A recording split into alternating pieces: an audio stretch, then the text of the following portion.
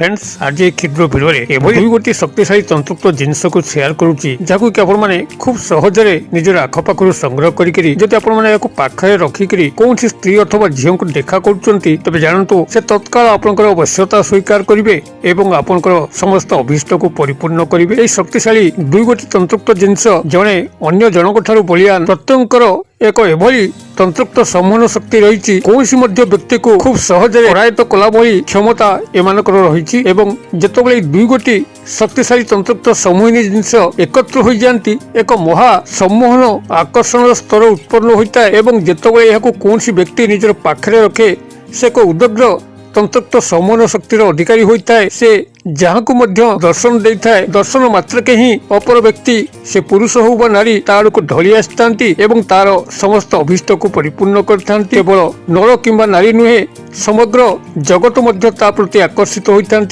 एक तीव्र सम्मोहन आकर्षण शक्तिर व्यापक अधिकारी से व्यक्ति होता है। आपण मानकर कल्याणार्थे एक क्षुद्र भिडियो माध्यम मुई दुई गोटी तंत्रयुक्त जिनस को आपण शेयर करुच्ची जदि आपण आज पर्यंत कौन स्त्री अथवा झील लव आटाचमेंट हो पारना आपंकर लक्ष्य प्रपोजाल पाखे अग्राह्य होउची से आपंकर स्नेह प्रेम सूत्र में बांधी हो पारना अथवा कौन स्त्री अथवा झील रूप सौंदर्य आपण भरी जाकर गोटे थर संभोग क्रिया करने चाहते जदि ता कौन कारण संभव हो पार न था शक्तिशाली तंत्रयुक्त जिनसटी को यही विधि मते केवल संग्रह करके पाखे रखु कौन तंत्र मंत्र जंत्र किसी ना केवल आपण संग्रह करेंगे एवं पाखे रखिए एवं से व्यक्ति नारी व पुरुषों पाखे आप केवल दर्शन देवे देखिए चमत्कार से समय संगठित हम से आपन दर्शन मात्र के ही आपन गुलाम बनवे आपन समस्त अभीष्ट को परिपूर्ण करेंगे। एभली कि जदि कौन ऑफिस स्तर में सरकारी बाबू जनक आपंकर कथा शुणुना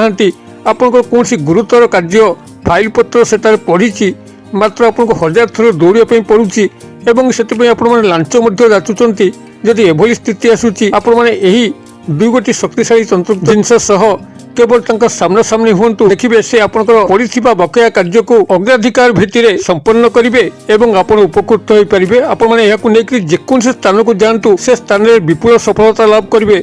आपंकर इंटरव्यू क्षेत्र हो जॉब प्लेसमेंट हो चाकरी कर्मवृत्तिर क्षेत्र होता कौन सी कंपनी जदि मार्केटिंग इन्फ्लुएंसर अच्छा आपण हाथ में कौन प्रोडक्ट को विक्रय करने अच्छी एवं से आपको कंपनी प्रमोशन मिलने अच्छी तेबे व्यवहार करी कंपनी से जिनसटी खूब सहजरे विक्रय करेंगे आपंकर प्रमोशन निश्चित हम अथवा एक जब आप निजर वाणिज्यिक पेंठस्थल में व्यवहार करती कौटी आप दुकान पत्र अच्छी तेज ग्राहक मैंने आपको एभली भाव में आकृष्ट होकर आसवे आप दुकान में कारबार निश्चित वृद्धि पाइब आप लाभवान हो पारे एवं यदि आप कौन शत्रुर सामना सामनी होगापी व्यवहार करती जो शत्रु की आपको सठिक भाव में बंचे दौना आपण पिछा से भाव लगी आपंकर उन्नति देखिकी जली जली जाऊँगी देखिए से शत्रु आपंकर सामना सामने आदौ हो पार ना आपंकर दर्शन मात्र के ही तार हृदकंप जात हम से आपण पाखर बहुत दूर को पलायन कर तार सबुदिन जहाँ शत्रुता पणिया अच्छी निश्चित भाव में भूलिया लगे जदि ये शक्तिशाली तंत्रयुक्त जिनस दुईटी को आप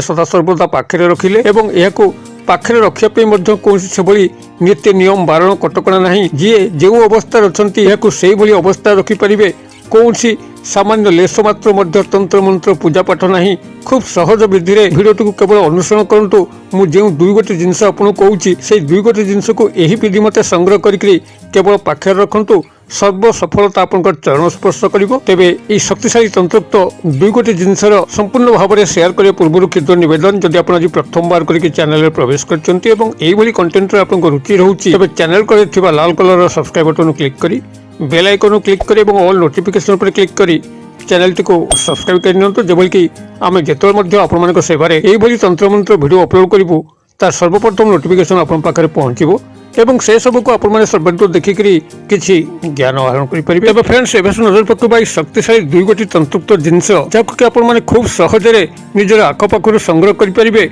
एवं जिते आप पाखे रखिकी सामान्य विधि मते कौन व्यक्ति से नारी हूँ व पुरुष दर्शन दौरान से आपंकर दर्शन मात्र के ही गुलाम बनवे आपंकर अभीष्ट को परिपूर्ण करेंगे एवं आपंकर क्षेत्र जहाँ होता स्नेह प्रेम संभोगर क्षेत्र होता चाकरी कर्मवृत्तिर क्षेत्र होता वाणिज्य व्यावसायिक पेंठस्थली होता एभली कि चाकरी कर्मवृत्ति क्षेत्र अथवा कौन से शत्रु होता आपंकर गुलाम बनब ही बनब ଆପଣଙ୍କର ଅଭିଷ୍ଟକୁ ପରିପୂର୍ଣ୍ଣ କରିବ ହିଁ କରିବ। ତେବେ ଏହି ଶକ୍ତିଶାଳୀ 2 ତନ୍ତୁତ୍ୱ ଜିନିଷ ମଧ୍ୟରୁ ପ୍ରଥମ ଜିନିଷଟି ହେଉଛି ଆପଣଙ୍କର ଗୋଟେ ଗଛ, ଯାହାକି ଆପଣମାନେ ଏହାକୁ ରବି ପୁଷ୍ୟା ନକ୍ଷତ୍ରରେ ସଂଗ୍ରହ କରିବା ପାଇଁ ଅଛି।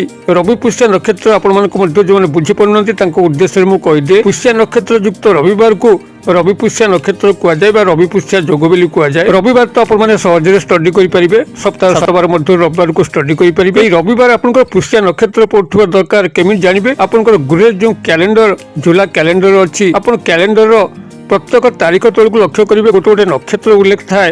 ଆପଣଙ୍କ ଶତଭିଷା, ଆର୍ଦ୍ରା, ପୂର୍ବାଭାଦ୍ର, ଉତ୍ତରା ଫାଲ୍ଗୁନି ସେଭଳି ଦେଖିବେ କୋଉଠି ପୁଷ୍ୟା ନକ୍ଷତ୍ର ଲେଖା ଅଛି ଏବଂ ତାହା ରବିବାର ପଡୁଛି କି ନାହିଁ। ଯେତେବେଳେ ଦେଖିବେ ଆପଣମାନେ କୌଣସି ରବିବାର ପୁଷ୍ୟା ନକ୍ଷତ୍ର ପଡୁଛି, ସେହି ହେଉଛି ଆପଣଙ୍କ ରବି ପୁଷ୍ୟା ଯୋଗ। ଏବଂ ଏହି ରବି ପୁଷ୍ୟା ଯୋଗର ପଡ଼ିବାର ଠିକ୍ ଗୋଟେ ଦିନ ଆଗରୁ ଆପଣ ସମ୍ପୃକ୍ତ ଗଛ ମୂଳକୁ 1 ଲୋଟା ଜଳ, 2 ଗୋଟି ଅଗରବତୀ, ମୁଠେ ଅରୁଆ ଚାଉଳ, ଟଙ୍କିକିଆ ମୁଦ୍ରା, ଗୋଟି ଗୁଆ ସିନ୍ଦୁର ଏସବୁ ନେଇକି ଯିବେ। ସେଠାରେ ବୃକ୍ଷଙ୍କୁ ନିମନ୍ତ୍ରଣ କରିକି ଆସିଥିବେ। କହିବେ, ହେ ବୃକ୍ଷରାଜ, ମୁଁ ଆପଣଙ୍କ ଚେରକୁ ସର୍ବ ଜଗତ ମୋହିନୀ ଉଦ୍ଦେଶ୍ୟରେ ଦେବା ପାଇଁ ମୁଁ କାଲି ସକାଳେ ଆପଣଙ୍କ ପାଖକୁ ଆସିବି ଏବଂ ମୋର ସମସ୍ତ କାର୍ଯ୍ୟରେ ଆପଣ ମୋତେ ସଫଳତା ପ୍ରଦାନ କରିବେ। ଆପଣଙ୍କ ଠାରେ ସର୍ବ ସମୋହିନୀ କ୍ରିୟାକୁ ସଂଗଠିତ କରାନ୍ତୁ, ସର୍ବ ସମୋହିନୀର ତନ୍ତ୍ରତ୍ୱ ଶକ୍ତିକୁ ଭରିଥାନ୍ତୁ। କାଲି ପ୍ରଭାତ ସମୟରେ ଶୁଦ୍ଧପୂତ ହୋଇକରି ଆସିକରି ଆପଣଙ୍କର କ୍ଷୁଦ୍ର ଖଣ୍ଡେ ଏକ ଚେରକୁ ସଂଗ୍ରହ କରିବି। ଏଭଳି ଭାବରେ ଆପଣ ସେଠି ନିମନ୍ତ୍ରଣ କରିକି ଆସିଥିବେ ଏବଂ ତା ପରଦିନ ସକାଳୁ ଅର୍ଥାତ୍ ରବି ପୁଷ୍ୟା ଯୋଗରେ ଆପଣମାନେ ଶୁଦ୍ଧପୂତ ହୋଇକରି ସେହି ବୃକ୍ଷ ମୂଳ ପାଖକୁ ଯିବେ ଏବଂ ତାର ପୂର୍ବ ଭାଗ ଯେଉଁ ଭାଗରେ ସୂର୍ଯ୍ୟୋଦୟ ଘଟେ ସେଠାରୁ ଖଣ୍ଡେ ଚେରକୁ ସଂଗ୍ରହ କରିକି ଗୃହକୁ ଆଣିବେ। ତାକୁ ଗଙ୍ଗା ଜଳରେ ଧୋଇକରି ଏକ ଲାଲ କପଡ଼ା ଉପରେ ରଖିବେ। ତାକୁ ନିଜର ପୂଜା ଘରେ ରଖିକରି ସାମାନ୍ୟ ପୂଜାର୍ଚ୍ଚନା ମଧ୍ୟ କରିବେ। ଆପଣଙ୍କର ଏହି ବୃକ୍ଷଟି ହେଉଛି ଅପାମାର୍ଗ ଗଛ, ଯାହାକି ସମସ୍ତେ ଜାଣନ୍ତି ଅପାମାର୍ଗ ଗଛ କ'ଣ। ଅପାମାର୍ଗ ଉପରେ ମୁଁ ପୂର୍ବରୁ ଅନେକ ଗୁଡ଼ିଏ ଭିଡ଼ିଓ ପ୍ରସ୍ତୁତ କରିକି ଆପଣମାନଙ୍କ ଉଦ୍ଦେଶ୍ୟରେ ଭେଟି ଦେଇଛି।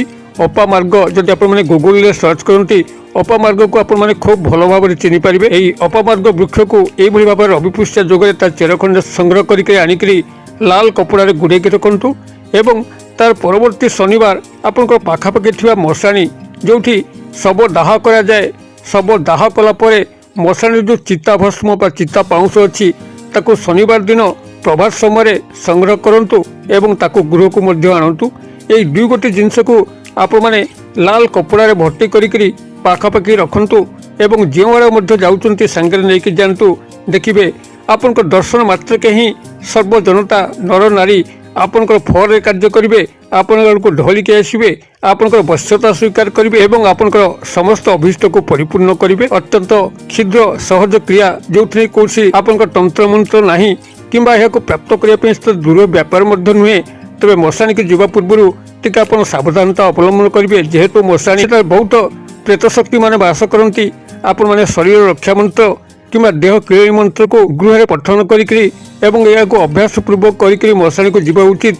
ଅନ୍ୟଥା ହୁଏତ କୌଣସି ବିପଦ ଆସିଥାଇପାରେ। ଆମର ଚ୍ୟାନେଲରେ ପୂର୍ବରୁ ଶରୀର ରକ୍ଷା ମନ୍ତ୍ର, ଦେହ କ୍ରିୟା ମନ୍ତ୍ର ମଧ୍ୟ ଅପଲୋଡ କରାଯାଇଛି। ଆମର ପୂର୍ବ ଭିଡ଼ିଓ ଗୁଡ଼ିକରୁ ଶରୀର ରକ୍ଷା ମନ୍ତ୍ର ଏବଂ ଦେହ କ୍ରିୟା ମନ୍ତ୍ରକୁ ଶିଖିକରି ଆପଣ ମଶାଣୀକୁ ଯାଆନ୍ତୁ, ଚିତାଭସ୍ମ ସଂଗ୍ରହ କରିକି ଆଣନ୍ତୁ ଏବଂ ଯେଉଁ ବିଧି କହିଲି সেই ବିଧି ମଧ୍ୟ ବ୍ୟବହାର କରନ୍ତୁ। ଚମତ୍କାର ନିଶ୍ଚିତ ଭାବରେ ଆସିବ, ସଫଳତା ଆପଣଙ୍କର ଚରଣ ସ୍ପର୍ଶ କରିବ। ଭିଡ଼ିଓର ବାର୍ତ୍ତା ଆପଣଙ୍କୁ ଭଲ ଲାଗୁଥିଲେ ନିଶ୍ଚିତ ଭାବରେ ଗୋଟେ ଲାଇକ୍ କରିବେ, ସାଙ୍ଗସାଥି ମହଲରେ ଯଥେଷ୍ଟ ମାତ୍ରାରେ ସେୟାର କରିବେ। ଭିଡ଼ିଓର କ୍ଷୁଦ୍ର ପରିସର ମଧ୍ୟରୁ ମୋତେ ଏଠି ବିଦାୟ ଦିଅନ୍ତୁ। ପୁଣି ଆପଣଙ୍କ ସହ ଦେଖା ହେବ ଆଉ ଏଇଭଳି ଏକ ଶିକ୍ଷଣୀୟ ଭିଡ଼ିଓରେ। ସେ ପର୍ଯ୍ୟନ୍ତ ଦର୍ଶକ ବନ୍ଧୁ ଆପଣମାନେ ସମସ୍ତେ ମଙ୍ଗଳମୟଙ୍କ କୃପାରୁ ଭଲରେ ଥାନ୍ତୁ। ରହୁଛି।